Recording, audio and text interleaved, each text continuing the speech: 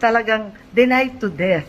Pero ang sabi ng NBI agents, inutusan daw sila personally and directly ni BBM, arrest Bato at all costs, kahit sino pa ang mamatay, kahit sino pa ang madali, basta pasukuin si Bato. Ngayon din. Amy Marcos, kasi nauna naman sinabi ni Amy Marcos kung ano yung sino talaga nag-utos na lumusob sa Senado ang mga NBI. Para Yes, for the record, nagbabalita. marinig ng pamayan. Oo. Ito mga kababayan, kaya kami bumalik dahil gusto naming suplain ang kasinungalingan ni Bangag. Ito muna si... So, ang nabalitaan ko mula sa aking mga empleyado, ang ating mga abogado sa Legis, sa opisina namin, sina Senator Gatchalian at Senator Subiri, nagbabakate na daw ng premises nila. Kaya nagtaka kami, bakit alam ba nila ang mangyayari? Dahil kami nagkakaupos at inaabangan yung pagdating ng mga articles of impeachment kasi talagang determinado kami na talagang mag-convene ka agad para walang masabi yung tao na pinagtatakpan o dinedelay. Gusto namin na tanggapin na yung articles of impeachment. Andun kami, mahinahon na nagkakaupos, pinag-uusapan kung anong dapat gawin. Biglang ang balita, pati daw si Rules Secretary, si Mavic Garcia, nakatanggap din ng abiso na umalis ka na dyan, magkakagulo. Bakit alam nila? Kaya ako nagtataka, ang balita si Senator Lore nakatanggap din ng abiso. Pero ayaw naman niya maniwala, ayaw niya kami iwanan. Nagtataka ako bakit yung iba pinagsabihan. Ibig sabihin, may nakakaalam, meron ding naiwan katulad namin doon sa putukan, sa mausok at talagang kinandado kami doon. Kaya nagtataka ako, sino kaya ang nag-utos na lusubin ng Senado na may 4 na nakakaalam? Ngunit kami, walang kamalay-malay. Ma'am, nasan kayo nagkaputukan dinig nyo? Ang lakas-lakas, nakakatawa nga kasi si Senator Joel. Ako sabi ko, putukan na yan. Sabi ni Senator Joel, takbukaway ako fireworks lang yan. Anong fireworks? Kalakas-lakas at ang lapit, papalapit ng papalapit. Doon sa amin, sa office ni SP, nagbibiruan pa kami, hindi kami maniwala, hanggang pumasok yung mga employees na tataranta, tinaharang na yung mga pinto, at nakakalapit na yung mga NBI o kung sino man ang nagpaputok. So talagang Senate siege ang dating, hindi ko maintindihan. Bakit naman isi-siege dito? Sa kagustuhan ba nila ito, maaresto si Senator Bato? Dapat sumunod lang sila sa Korte Suprema. Sinabi naman ng Korte Suprema, 72 hours, may TRO na. Ano pang gusto nyo? O di kaya, walang TRO. Maghintay kayo 72 hours. Wag naman yung ganito na sa kagustuhan, damputin. So, wala kami mahahaba. Forward ko lang. Katotohanan, no? Kapatid na yan ng Bangag na Matibag, nagsasabi. o kung sino man, Mga kababayan, ito sinabi, wala dito sa video na to. Paparinig lang natin sa ating mga kababayan. NBI agents, Ang inutusan sabi. daw sila personally and directly ni BBM, arrest Bato at all. Ito. Ang sabi ng NBI agents, inutusan daw sila personally and directly ni BBM, arrest Bato at all costs, kahit sino pa ang mamatay, kahit sino pa ang madali, basta pasukuin si Bato. Ngayon din. Kaya't Yon, mga kababayan, spokes. So narinig niyo Yan ang mga kababayan katotohanan. na sinabi ng NBI agents na si Bangag ang nag-utos. Arrest Bato at all costs. Kailangan arestuhin si Bato. Ulitin natin para sa mga kararating lang. ang sabi ng NBI agents, inutusan daw sila personally and directly ni BBM, arrest Bato at all costs, kahit sino pa Ang mamatay. kahit sino pa ang madali, basta pasukuin si Bato. Ngayon din. Kaya't Demonyo talaga, folks. At saka Mga kababayan, sinungaling. At ngayon, naguhugas kamay na wala raw siyang partisipasyon sa mga pangyayari ngayon sa Senado. Ganong siya talaga nag-utos na at all costs, kahit sino pang mamatay, arestuhin si Bato. Sinungaling, bangag pa, sinungaling pa. Ano ba yan? Sobrang sinungaling mga kababayan. Dahil ito, nagsalita siya, mukhang nasa labas pa nga ng bansa, mukhang nasa hotel. Naghuhugas kamay itong putang inang ito. Tingnan mo, pakinggan natin. Jutang inamis naman. Jutang inamis na ito. Yeah, Jotang Jedemis. Magandang gabi po mga minamahal kong kababayan. Yan ang sinungaling hayop. Ako'y nais magbigay ng isang statement tungkol sa mga pangyayari sa Senado ngayong gabing ito. Mga 2 oras kalahati ko na minomonitor ang sitwasyon. Julul. At nung una kong nabalitaan na nagputukan, ay ang una kong tinawagan ay si Sec. John Vic Remulla ng DILG. At tinanong ko, magpa-report ka sa mga pulis na nandun na kung may nangyari, kung meron silang ginawa. At tapos ang sunod na tawag ko naman ay sa NBI. At tinanong ko sa mga NBI at kay Director Matibay, kayo ba ay pumasok sa Senado? Sabi niya, wala kang instruction. Ang sabi sa akin, wala kang instruction, sir. Kaya Wala daw kami gagawin instruction yun. ha. Sino- Walang Sinungaling, instruction ha. tuloy mo natin. Magandang gabi po, mga minamahal kong kababayan. Marinig eh. Ako'y nais magbigay ng isang statement tungkol sa mga pangyayari sa Senado ngayong gabing ito. Ng DILG. At tinanong ko, magpa-report ka sa mga pulis na nandun na kung may nangyari, kung meron silang ginawa. At tapos ang sunod na tawag ko naman ay sa NBI. At tinanong ko sa mga NBI at kay Director Matibay, kayo ba ay pumasok sa Senado? Sabi niya, wala kang instruction. Ang sabi sa akin, wala kang instruction, sir. Kaya ba't namin gagawin yun? Kaya masasabi ko sa ating mga kababayan, yung nakikita po ninyo na naka-uniforme sa loob, sa mga sa news, ang mga naka-uniforme doon, dalawang klase. Yung PNP, police, na naka-duty sa Senado. Naandun sila para bantayan ng Senado, para mag-crowd control, para mag-secure ang Senado. Yung isa pang may hawak na naka-uniforme ay yung Marines, may Marine Detachment na nandun talaga sa Senado, tiga dun sila.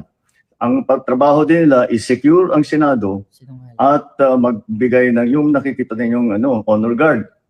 Yan lang ang sundalo o pulis na nasa loob, tiga doon ang nandun.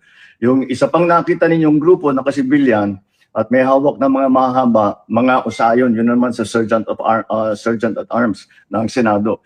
So lahat ng nakikita ninyong naka-uniforme o naka-armado ay nandun, ay tiga doon. Nandun sila talaga, doon sila nagjo-duty. At isa pa ay nais kong maibida sa inyong lahat. Wala pong instruction kahit na kanino na hulihin si Senator Bato. Defensive. At ang nangyari, ang NBI, sinabihan ko nung lumabas yung resolution ng Supreme Court, mga alas 4 yung kaninang hapon, ay sinabi ko, umalis na kayo dyan. Nag-comply naman sila. Akala ko ba? Kaya nung kausap ko si Director Matibag, sabi niya walang NBI doon, nandito lahat kami sa opisina.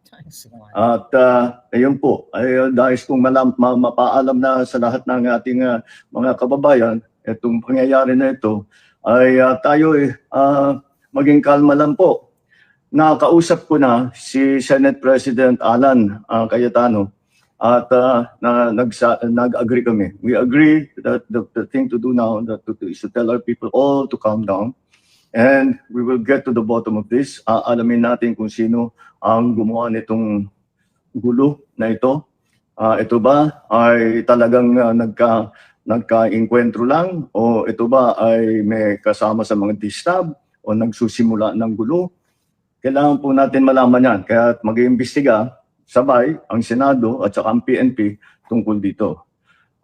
Masasabi ko lang at para hindi po mag-alala ang taong bayan, hindi po gobyerno ang gumawa nito.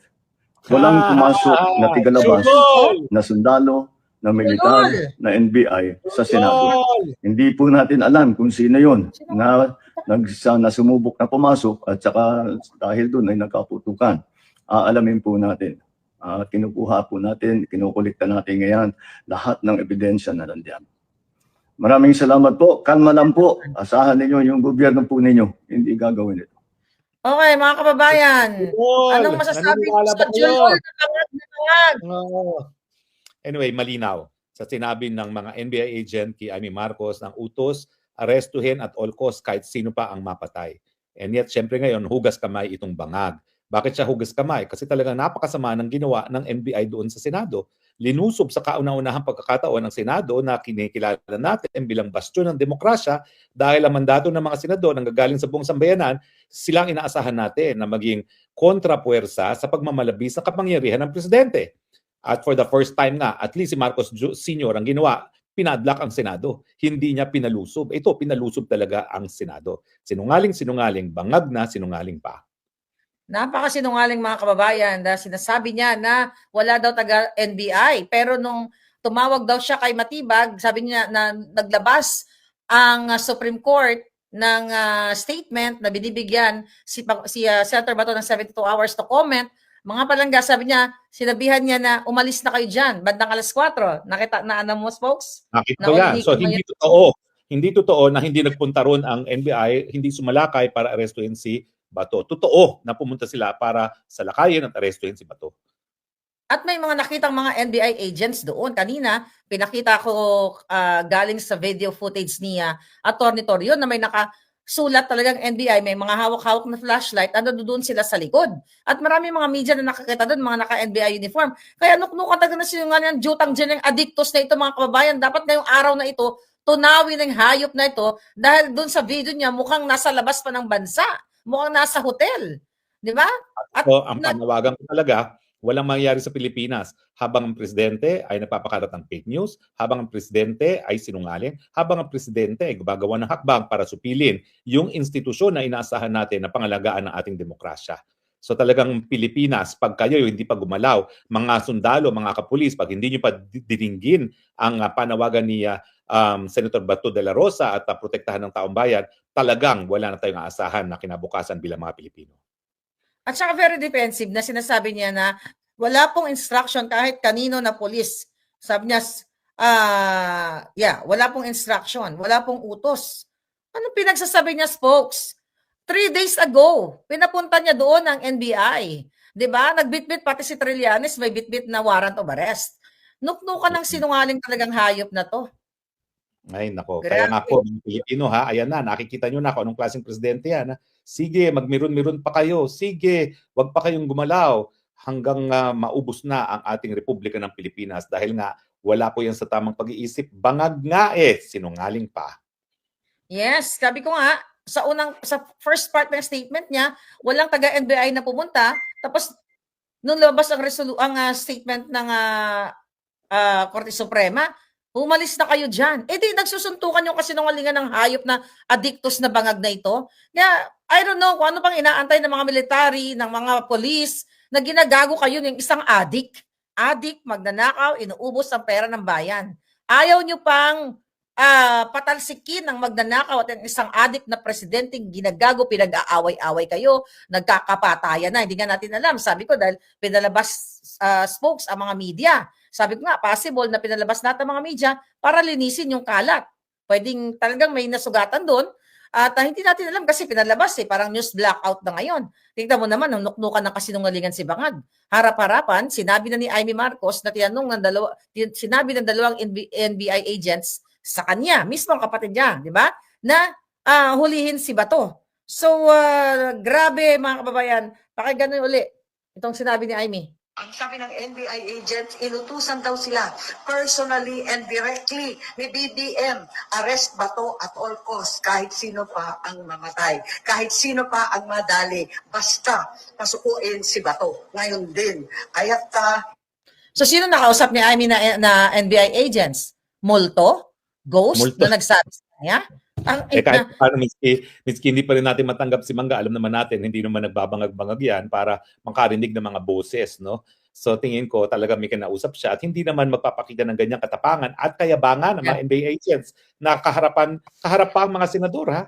Nakita mo yun, yung sinasabi ng Matibag kay Risa Ontiveros at kay Loren Legarda, wag niyo ako sisigawan. Aba, alam ko yan, kilala ko yan si Loren. Kita mo nga si Pia Cayetano na napakahinhin, nabuisit, nagtititili na rin doon, no? Talaga naman yan ang hinahangaan ko sa mga kababayan, no? Miski sila ay mga riaklara, kapag sila inapakan, talagang lumalabas ang kanilang mga kuko at talagang mangangalmot sa muka ng mga nag-aabuso sa kapangyarihan.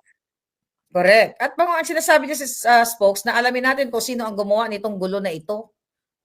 At ito ba talagang encounter naman talaga gumagawa ng gulo. Talaga, pati pagdukot kay Tatay Digong, meron na tayong testigo na siya nagsabi, isakay na yan, ngayon din. Gaya ng sinabi niya na arrestuhin na yan, kahit sino pang mamatay, arrestuhin niyo yan.